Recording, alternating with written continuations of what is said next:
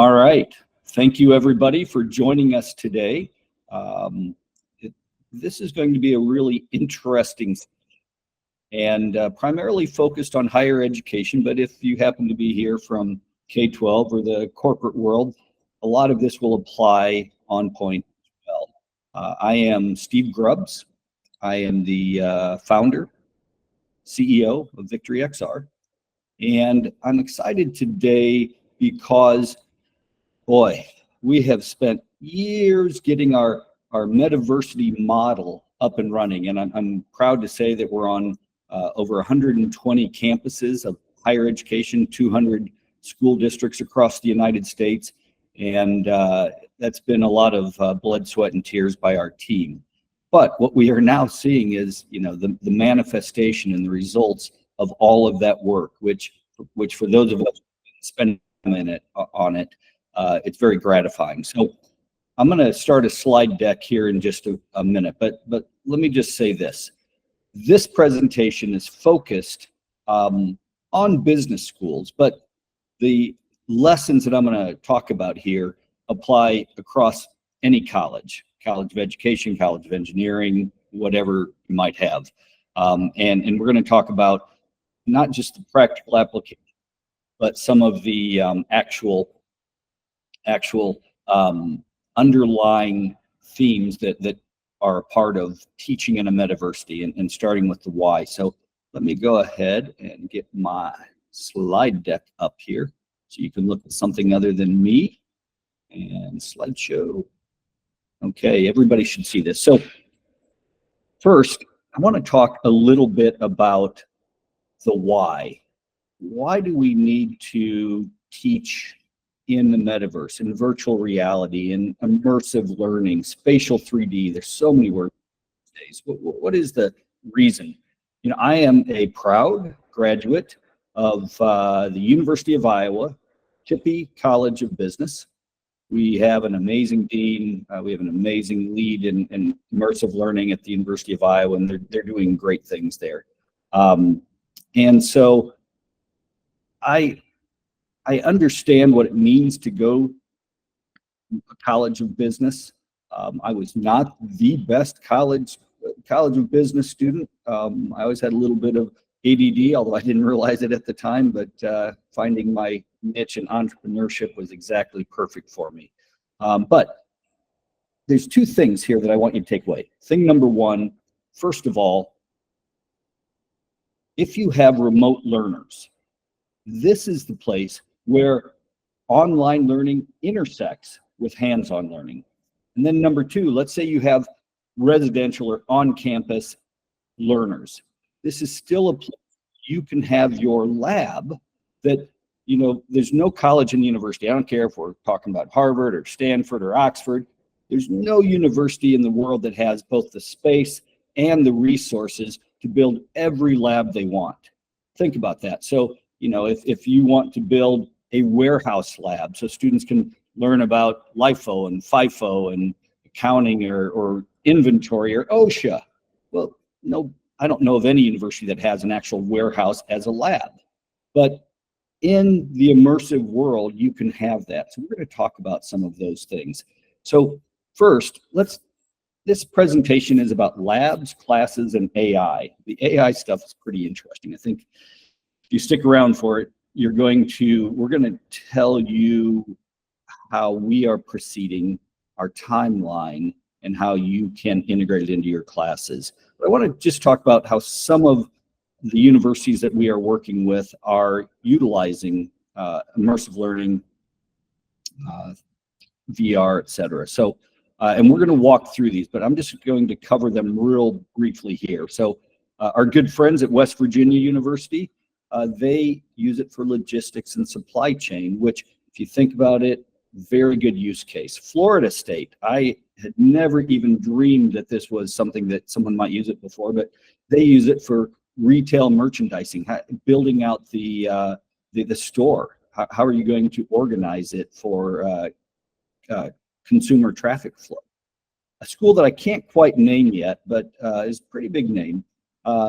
We are building for them an AI business negotiator. So you're selling a business.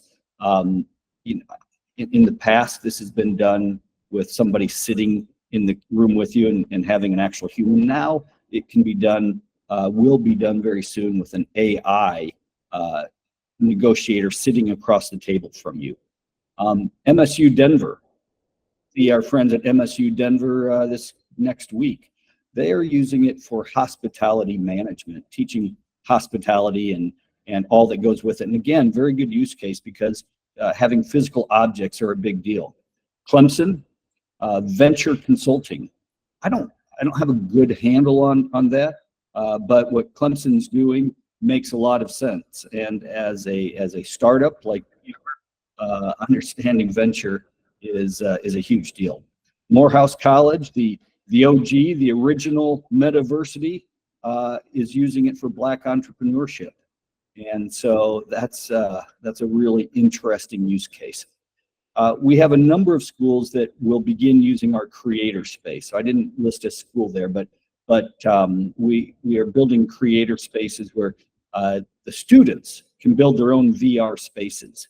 And that's partially what Florida State is doing with retail merchandising, but we'll talk a little bit more about that. Not a lot on this session, but a little bit. And Wake Forest uses it for financial management, which is interesting. And we're going to talk about how you might use a 3D spatial world for classes like financial management.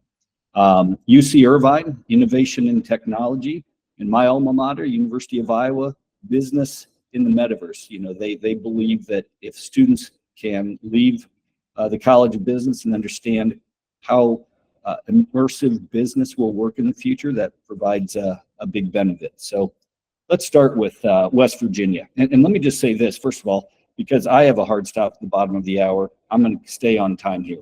I'm going to show you this video.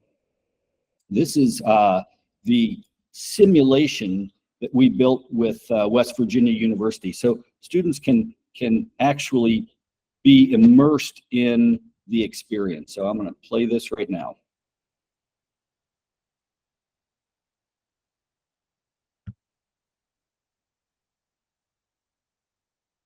Okay, anytime now.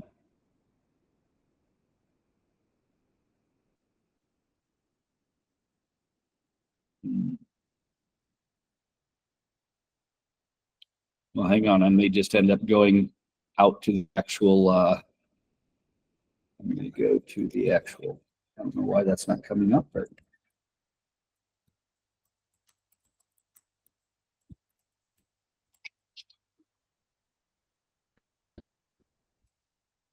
Hang on, don't leave me yet. All right. Okay, I'm going to switch scenes here. I'm going to share a different page now. Hang on. And sharing here. Okay.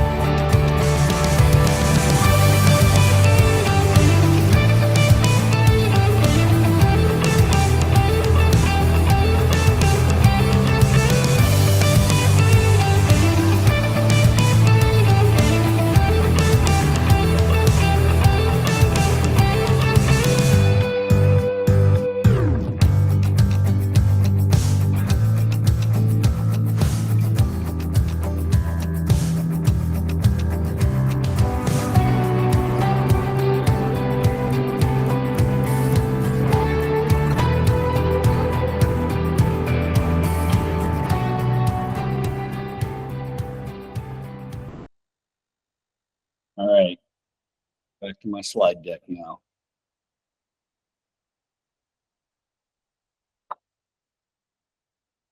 All right. So you can see, I'll just say a couple things about the supply chain simulation. First of all, yes, it was built at West Virginia University. John Saldana, a global supply chain expert, is a professor there and led the development of this. But at the same time, it's available to all universities. So just visit with a member of our team if you have a supply chain or logistics program at your school. I know that's a hot area to train students in, so it's something that can be done. But it comes with a written PDF case study. It can be done as a simple one-time lab, or it can be an entire course, or it can actually be over a couple of semesters if you have an introductory and then an advanced supply chain program. So it's a great, really one of the most advanced simulations that we've built, and it's a great way for students to learn. All right. So next I want to talk about Florida State. Florida State has a new metaversity. What they're doing is pretty impressive. And they use it for retail merchandising. So in VictoryXR labs, we have a lot of different environments. And we can add additional environments at your request in most cases pretty quickly. Sometimes it might take more development, but Florida State has a retail merchandising program for their students, and their students actually spend a couple of weeks building out what they want their store to look like, how the traffic flow will occur with customers, where products should be placed in the store. Obviously, we all know that grocery stores and jewelers and all physical retail stores put a lot of time and thought into merchandise placement. So a big part of what we want to understand with virtual reality and these simulated worlds is what are the best use cases. And this is the world that Florida State uses to allow students to practice and get graded on how they set up a store and all of the different business principles that go into that. Next, we're going to talk about AI. I can't name this particular school yet. We haven't made this announcement, but it's a graduate school, well-known, well-regarded, and they specialize in negotiation, the art of negotiation. And so one of the challenges is that having a human who can be in that simulation with the student is sometimes challenging.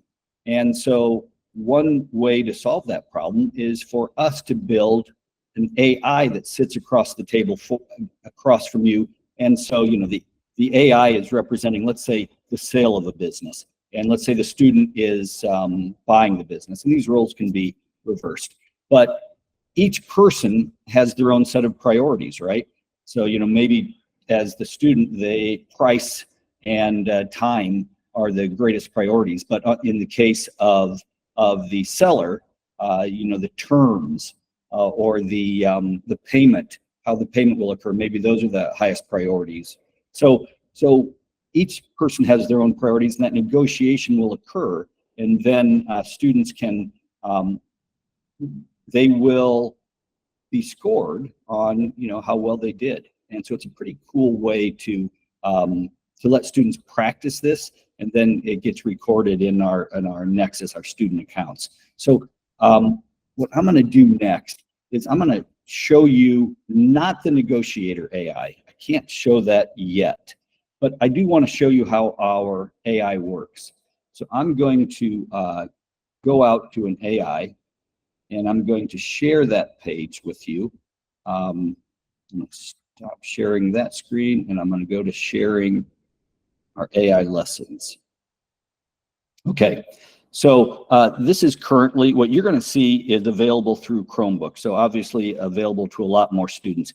But our AI is and will be available both through a Chromebook browser as well as within the VR headset. So what you're going to see here is a warehouse, and this particular AI lesson is focused on forklift training. So anybody who wants Welcome to our forklift safety training session. Today, we're focusing on adhering to the Occupational Safety and Health Administration, or OSHA, regulations that ensure our work environment remains safe and healthful. OSHA's standards for powered industrial trucks, found in 29 CFR 1910.178, are crucial for us to understand and implement. Compliance is not just about following the law, it's about safeguarding our well-being. So I paused it in the upper right-hand corner, but he's still going to finish his sentence, or his very long sentence, or maybe his paragraph. But here's the thing to know about the AI. So the AI can both teach and take generative questions. So I'm going to ask you a question here in a moment. I'm going to raise my hand on the right-hand side, and then I'm going to ask a question. And what's cool about this is, first of all, it's 3D and spatial. So for example, if you go to like Khan Academy or you go to ChatGPT, it's all text-based, meaning you have to type in what you're looking for. With this, you can actually have a conversation, or you can type in your question. But second, if you think about learning in a 3D spatial world, that's what this provides. And so professors, educators, teachers, by the end of the second quarter this year, will be able to build their own AI classrooms, upload their lessons. It will be private just to them if they choose for it to be, and they'll be able to do a lot of different things. So let me go ahead and start this again. Each year, forklift accidents are responsible for numerous injuries and fatalities in the workplace. These incidents not only affect the lives of our workers, but also pose significant liability risks for our company. Our goal today is not to scare you, but to instill a culture of safety and awareness, ensuring accidents are prevented whenever possible. Yes, what is your question? Okay. So now I could click this button and talk to him, but when I'm doing these presentations, it doesn't listen to me as well as when I'm just on it by myself. So I'm gonna just ask a question. How much weight can I carry on a forklift? So these are not pre-canned answers. It's generative. It's important to always check the forklift's load capacity plate and follow the manufacturer's guidelines to ensure safe operation. Let's prioritize safety and focus on proper load capacity for each forklift. So at this point, one of the things that I'm concerned about as a teacher is, can they ask inappropriate questions? If it were an 8th grade boy, it'd be one thing. Sometimes even freshmen in college, they might, be trying to get it to say things that as educators, we don't want it to say. So we've built in, we've really walled this garden off. So let me I'll just ask an off-topic question. What is the weather today? See what he says. Let's stay focused on OSHA and forklift safety in our training today. It's important to be aware of your surroundings and follow safety protocols regardless of the weather conditions. Okay, thank you for scolding me. So now I could either resume the lesson, but you get to a point where there's some assessment questions. He's going to teach me something about safety, and then I'm going to get a question. I choose which answer is correct. So there's a lot of ways. I'm going to stop sharing this now, but if any of you want us to send you this to play around with yourself, just let us know. All right, so back to sharing the slide deck. Okay, so you can imagine now that that's an AI negotiator. I mean, maybe it's sort of hard to make the leap from OSHA training to an AI negotiator, a business contract negotiator, but trust me, it's roughly the same. It's all the same technology behind it, most of the same technology behind it, and works pretty well. So I want to talk next. MSU Denver, they teach hospitality. And so, one of the things that's very helpful is that there are some like Kirkwood Community College in Iowa, they actually have a hotel that the students run, but very few hospitality programs have an actual hotel that they run. And so one can be developed, or it's already been developed in VXR Labs. So take a look at this. This is with our partner Edify. Well, shoot, that name, for some reason I must have set this up wrong, so I'm gonna real quick pull it.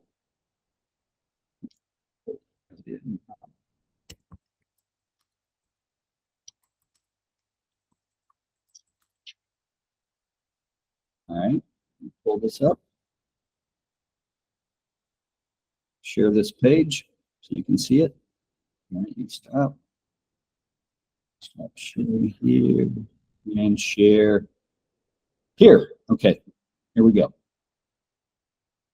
So this is, we'll just take a quick look at this hotel management hospitality program. Restaurant. As you can see, we've got quite a bit of nice decor up and around, but it is a little bit empty at the moment. But part of that is because you can fill This is a student, by the way. this in with whatever you would like. So as you can see, it's a little bit more decorated now. This we happen to decorate as a bit of a wedding reception or like a business dinner. You got your nice dance floor in the middle. You also got the podium right behind me. If you wanted to set up for a special luncheon or any sort of award ceremony, this is the perfect space to do so. Hello and welcome to the hotel lobby. As you can see, we've got quite the open space for you. We have our reception desk over there. We have our baggage check up there. And then up behind me over here, whatever sort of utensils that you need. And we even have a functioning dining room so that you can bring your meals in once they're all done. I'm going to stop there and go back to the slide deck. All right, last stop we're going to make on this tour is going to be our auditorium, our lecture auditorium. So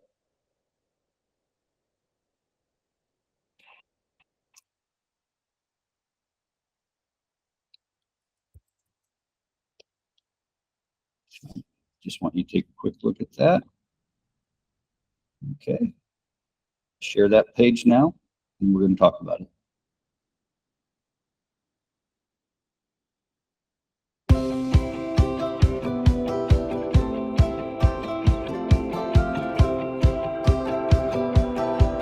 I'm going to pause it right here. First of all, you see my cup of coffee. I'm never without my cup of coffee. But this screen up here is where you can share your slide decks or videos or whatever you want to have students be a part of a lecture. And you know, if you're actually on campus, you don't need this room. But if you have a remote class or people are not on campus for whatever the reason, this is a great auditorium to gather people together, walk through your slides, have a conversation before you head to another room.